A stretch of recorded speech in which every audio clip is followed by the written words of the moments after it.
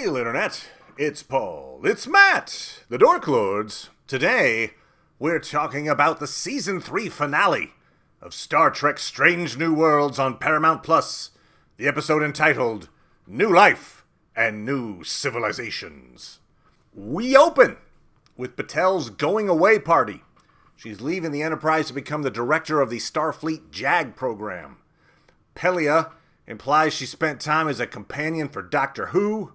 Corby is on a planet that worships the Vesda, the critters encountered during the Through the Lens of Time episode.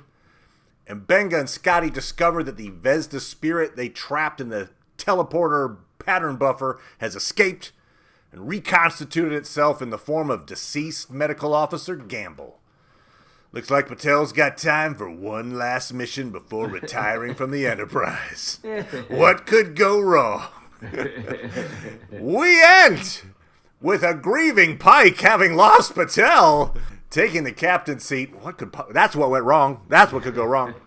Corby has found information on several planets from his Vesda research, approximately 5 years worth of exploration, hence the New Life and New Civilizations title reference, leading us towards the original series.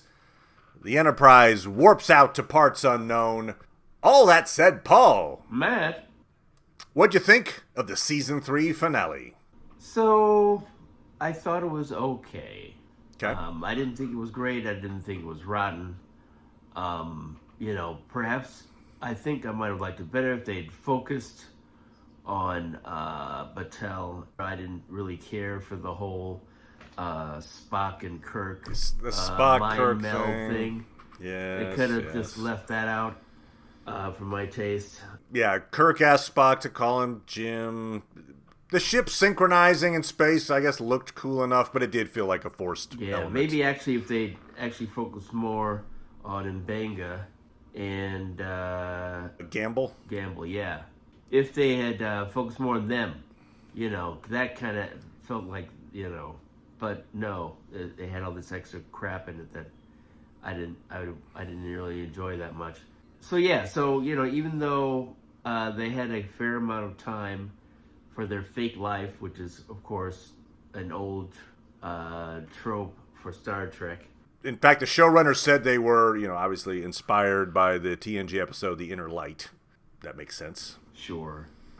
I certainly like Batel enough, but since it's not going anywhere and it had to end some way, I guess that was a fine way for it to end.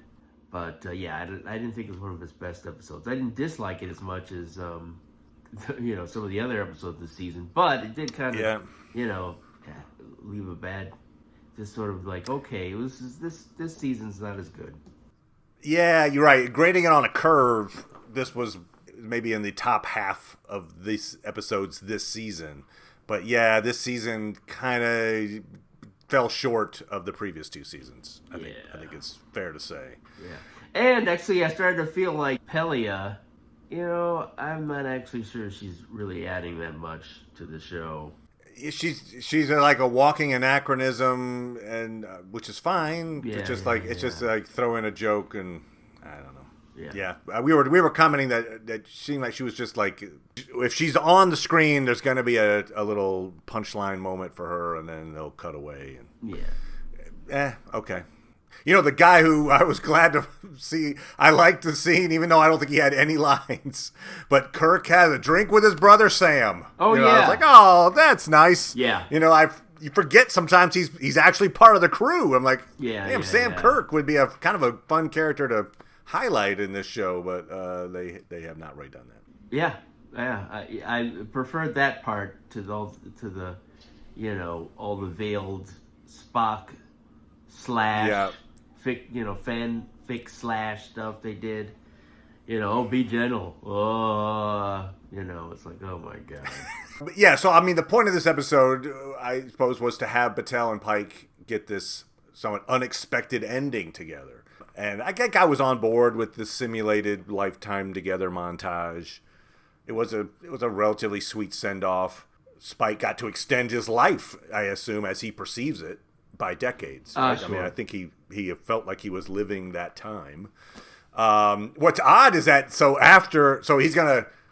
now he's back on his actual life, and now it's post Patel, and he knows he's coming up to the accident that he got to avoid in the fake life, but he doesn't get to avoid it now. But then after the accident, he's going to live out another imaginary life.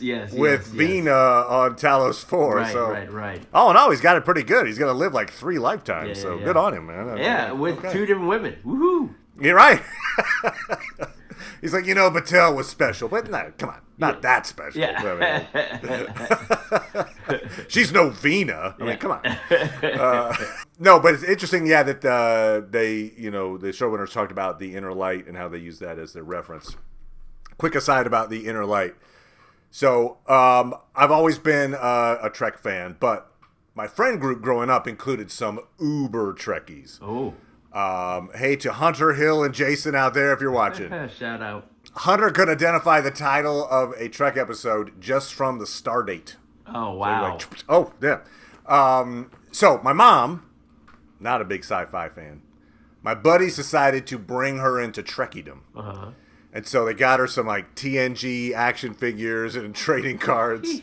And they made her some Earl Grey tea. Oh. And they selected the perfect episode to make my mom a Trek fan. Uh-huh. And that episode was The Inner Light. Ah. Now, did it work? No. Oh. No, it did not. But she sat through it, which was a minor victory. All that said, my Trekkie friends selected The Inner Light to represent Star Trek to a newbie. So I was like, this is okay, you can't say no to The Inner Light. Which she did, but so be it. But just to say, okay, so if you're gonna pick an episode to emulate, maybe that's a pretty good one to do. Now, of course, Patrick Stewart being Patrick Stewart is, you basically was just like a chance for him to act for the hour. So that's always a good idea as well. Have you given your thoughts on the episode? Like you, I liked it but didn't love it. As I said, I think that ending montage, I was okay with it. Part of me was like, oh, okay, this is where they're going. But I was like, okay, the result I think was fine. The getting there was, it's kind of a thing this season. Like on one level, I appreciate that the show has decided not to waste time on how and why. If there is this threshold of cognitive dissonance past which it starts to get silly, intentional or otherwise. But they've just decided to get to what they want to show. Like for instance, we want the crew to be stuck as Vulcans. How? Why? We'll hand wave away whatever the how and why before the opening credits. Great. Now they're Vulcans. Now we get to do what we wanted to do. Yeah. We want Patel and Pike to live an imaginary life together. How? Why? Does it matter? Blah, blah, blah, blah, blah. Oh, look, there's the situation. Okay, fine. Now they're living their life together. So it's like they put in whatever technobabble they want in order to create this result. And the result was, hey, we want this montage where they live out a life together because they know they're not going to get one, but they do. Da-da-da. The way they got there was like they went from 0 to 100 on the scientific speculation meter in like record time, which isn't completely unknown to Trek. Right. But I wrote down the quote. So this is Patel talking to Spock. What if, by hybridizing me, I've somehow taken on all of the adaptive characteristics of races that have faced evil? The Gorns, humans, Illyrians. Spock replies, if the Vesda are an evil that predates all our known races, it is possible that all races that came later might hold some genetic memory of how to combat them. She responds, what if I got all of them? You're like, oh, okay, yes. What? Okay, what if? Yeah, you're right. I mean, that is a huge logical leap, but okay, yeah, no, go, let's do this plan. So yeah, it's just like they wanted to get to this spot and they got to the spot. So okay, I do feel like that is a thing that they kind of did this season. I pointed out the Vulcans one. I think there's other ones. The wedding one was kind of that way too. It's like, what? Let's just get to the thing we want to do. Who cares why? Blah blah blah blah blah blah. Okay, fine, we're doing the thing. It worked to a degree, but I think this season was a step down for the series. Yeah. They've got 2 more seasons on deck. I did see a quote from the showrunner saying that season 4 is more serious, although there's also a puppet episode. Yeah. So it's like, okay. Noted. Okay. I will note this. Friend of the channel, Thomas, who's been on fire with his Strange New Worlds comments, observed that Batel's fate very similar to the Elcris plotline in the Shannara series. In that situation, the Elcris is a tree formed from a female chosen one that acts as a barrier, keeping the demons and the forbidding from escaping to our world. Anyway, there's some Shannara fans in on the writing team. I guess another fun simulation plotline that I was reminded of was in Rick and Morty. In which Morty plays the Roy, a life well lived simulation game, in which he lives the lifetime of Roy. You try to make the best life decisions for him, and basically ends up like falling off a ladder and dying in his retirement. But it's like he had to live the life. Yeah. But so anyway. I think I agree with your. I should be like, I should disagree on principle somehow. No, you're wrong. But I'm like, yeah, it wasn't the worst of the episodes, but it's kind of like, okay, reasonable, a mid-ish Strange New Worlds episode. Yeah. And Batel is now, she's this guardian now. She's the beholder.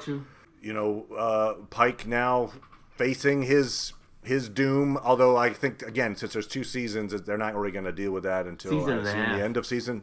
Yeah, season and a half. Great point. I think they have 6 episodes in season 5. So, the question will be, and one would think they get right up to that moment, but maybe they don't. It's such a good way to end the series, to have him going off to meet his fate. That I feel like that's where you end it, but yeah, I guess I kind of like that moment when he was like, no, I have to go and do it. It's gonna happen, and then and then it didn't happen. But until then, it was like, oh, that's cool. Yeah. You're right. I think they did a good job. You could feel the tension as that day's getting closer, and he's got a kid now, and like, but yeah. So I thought that was played pretty well. So not a season 1, not a season 2 level. I don't regret covering the show or anything, but season 3 a little step back. So they mentioned the writer's strike gave them some issues. Maybe that's true. I don't know, but so we'll see if they have a return to form in season 4. Yeah, it'd be nice. Or if they decided, I'm sure they're not though. Bring in some new blood into the show, into the writing staff, but we'll see. Yeah.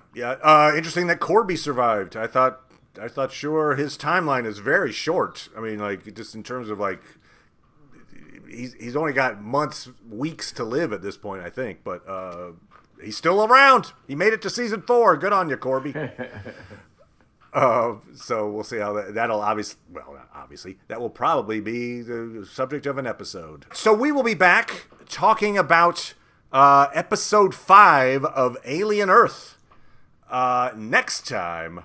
Thank you so much, Paul. Appreciate it, good problem. Sir. And we'll talk to everybody next time. Bye. Bye.